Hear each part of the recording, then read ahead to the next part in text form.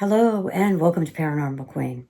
I'm your host, Lisa Lano, and we talk about everything that is paranormal on this show. Now, when you think about paranormal, your mind generally goes to ghosts and things that go bump in the night. And that makes sense, but actually, paranormal means anything that science can't explain yet. And I say yet because if you think about it, one example is the Kraken. Years ago, they thought that was this big myth, this gigantic octopus. And in later years, with technology and science, we realized that that's not paranormal. It's actually just a giant squid. But tonight, we are going to talk about ghosts and evidence. And this is real evidence. Now, I'm not saying that all evidence out there is fake by any means. People have caught some amazing things. But the reason I know that it's real evidence is because it's mine. It's evidence that I took, and my team and I can present it to you because I know it's real. And there's so many haunted places. You wouldn't believe it, but we can find ghosts anywhere. They're everywhere. They're just simply deceased people who either don't know that they're deceased or know that they're deceased but don't want to cross over into another realm, or they're afraid to. So tonight we're going to visit a couple of places. One is right here in the United States, right in Connecticut. It was a haunted radio station. The radio station was it's the building that's haunted. So probably still is, even though the radio station is gone. And then we're going to go over to Wales in the United Kingdom to a cemetery, and just some crazy stuff happened there. And then we're going to go to the very famous Tower of London. That's just tonight. I have so many more things I'd like to share with you, but let's get started. There was a radio station sometime back in Hartford, Connecticut called WCCC Rock 106.9. So not only did we get good music, but we got ghosts too. An older building, and we just felt like there was a child down in the basement.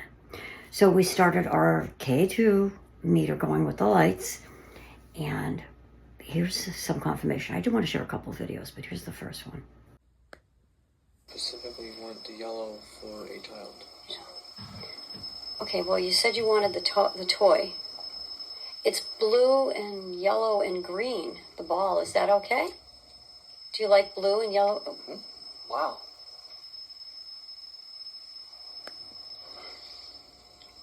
So this little guy pretty much said that he would like a ball. And we asked him if he would like another toy, specifically a little car. I say little guy because we just had the feeling that it was a little boy. Everybody in the room had that feeling. And by the way, we did check for normal K2 readings, electronics, anything that might make those meters go up naturally. But when the meters and lights go off upon command, like when we're asking a specific question, that's how we know that it's not just something natural. Want me to bring down a little toy car for you to play with? I think I have one on me. Yeah, we have toys upstairs. That was my stomach growling. Again. Oh. Got your orange. Yeah, you got your answer, too. Well, good. We'll bring a toy down. We have a ball, too, don't we? Yes, we do. We have a ball. Would you like the ball, too? It almost feels like the energy's trying to make it go, but it's hard to. Mm-hmm. Oh, wow, look at it. Okay. So in this next clip, you'll see that both Wayne, who is still with me after, probably a good 12 years, and I both kind of felt like there was a dog, that this little kid had a dog. So we asked him, and this is what he had to say. Take a listen. Did you used to have a little dog? I was just thinking that. Do you have a doggie?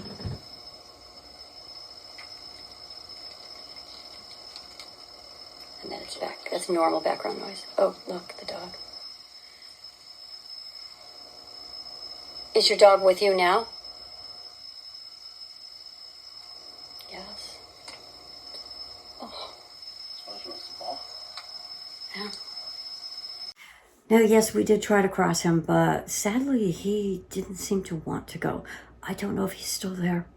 It turned into a Christian radio station, so I have no idea how they're dealing with a ghost. So now it's time to leave America and go over to Europe. And we're going to go to the United Kingdom, to Wales, and to England. We're going to check out a cemetery in Wales that I'm very excited to get back to because we got some evidence that we really did not expect there. And also over to England, which is a 2+ hour drive from South Wales. Yeah, it's pretty interesting. You can be in another country in 2 hours. I love it. And we're going to go to the Tower of London. And you know that place has to be haunted, right? Well, it is. And I've got some interesting evidence to show you. So stay tuned and let's go to Europe. So let's head over to South Wales in the United Kingdom. Just so happens to be this little town called Bridgend, which is where my best friend lives. And every time we go to her house, we pass this little church and there's just a small cemetery, and I just kept staring at it and telling her, I swear there's something there. Now, I know it's a cemetery, and there's plenty of old cemeteries in the United Kingdom. And trust me, taking walks, going shopping and whatnot, I would pass by those things all the time. But this particular one, I just kept saying, oh, there's just something there. So one very nippy November night, we decided to take a walk down there and just do about a half an hour investigating. It had rained earlier, so we didn't stay long because smart one over here did not bring the proper shoes, and the sneakers I had on were soaking wet in about 10 minutes, and she was cold too. So we really didn't stay long. It happened to be the place where her parents renewed their vows, and I didn't think we got anything, which basically we didn't. But on the way out, I said something, and you will clearly hear another voice say, my father. Now, the strange thing was, it was just my friend and me. This was at night. It was cool outside. There was no reason. There was nobody in the cemetery. Nobody lives in the church or anything like that. There was nothing. And this whisper came out of nowhere. And if you will, it interrupted us. So we didn't hear it until later. So take a listen. That your parents renewed their vows, and after how long? Close to 50 years. Something. I know it's called Beatrice. That your parents renewed their vows, and after how long? Close to 50 years. Something. I know it's called Beatrice. So also in the cemetery, you see, I was investigating, and orbs are 99% of the time something that we can explain, especially if they're moving. It's a water droplet, or it's a bug, or a dust particle. And I want your opinion on this one, because this thing, now we had been investigating probably for a good half an hour, and nothing, zero, went by the camera. Like I said, it was a still night. It had rained earlier. It wasn't raining then. The ground was wet, but it wasn't raining. There was no need for anything. We were not under trees. And you'll see this just quick orb just kind of fly by. But it flew by at the bottom, and it flew by sideways. So you can't say it's a drop of rain, because that would have come down. And it would have also shined. I would have noticed that, Well, she didn't notice it. My friend Stephanie was filming, and she didn't even notice it. I noticed it when I looked back at it. So take a look at this. It's very quick. And tell me what you think. 1970. Oh, it's now? Well, that doesn't matter. It's pretty neat one, right? Still 41 years old. Here? underneath.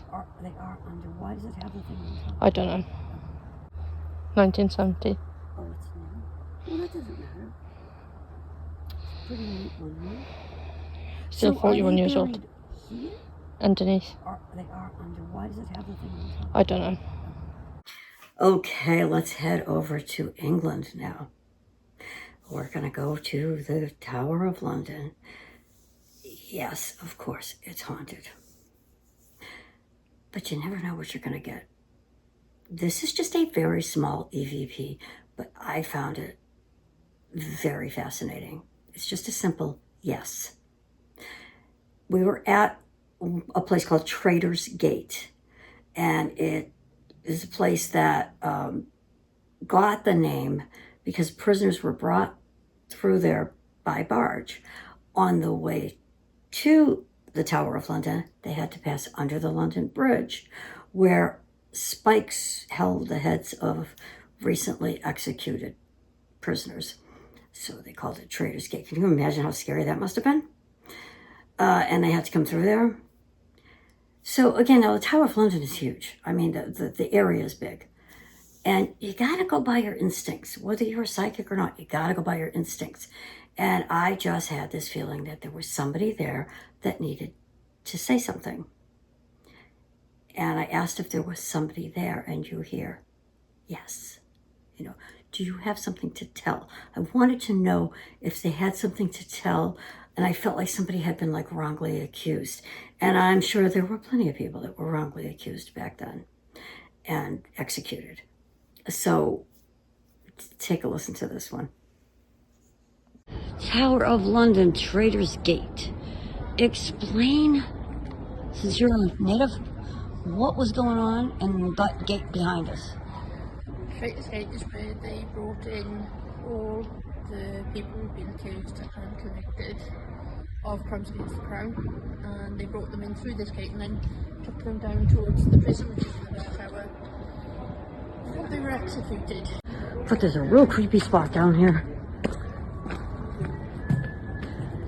And yes, that's a real whistling. I think they held prisoners down here.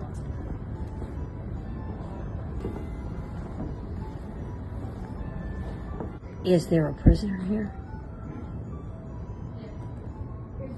But there's a real creepy spot down here. And yes, that's a real whistling. I think they held prisoners down here.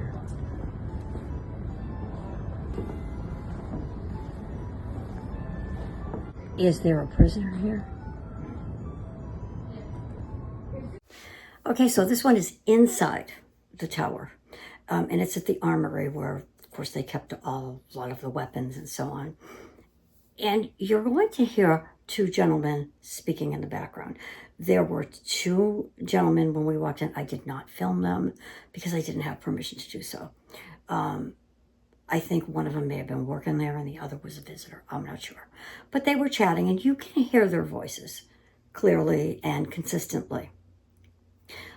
I snuck into another little room. Well, not snuck. It was okay to go in there. And just, again, had a feeling that somebody was around that didn't want to cross over, knew they were dead, but had the job of making sure that everything was okay in that armory.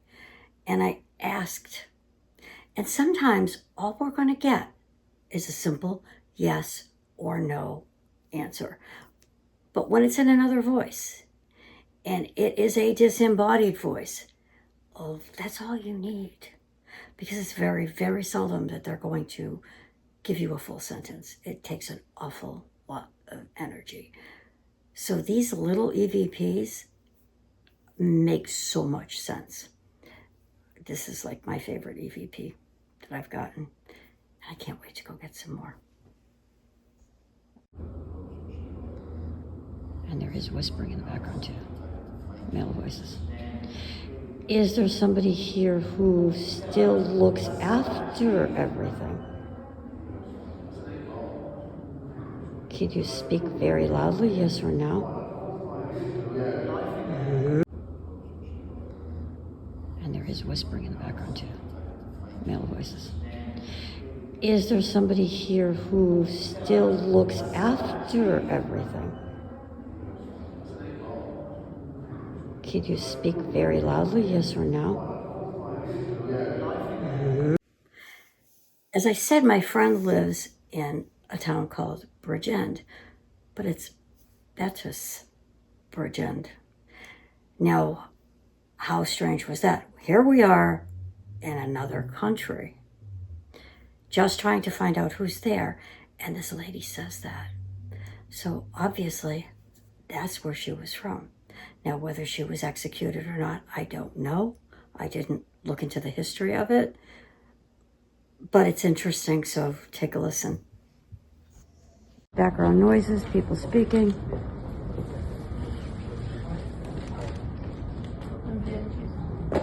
Feel free to make your presence known. Background noises, people speaking.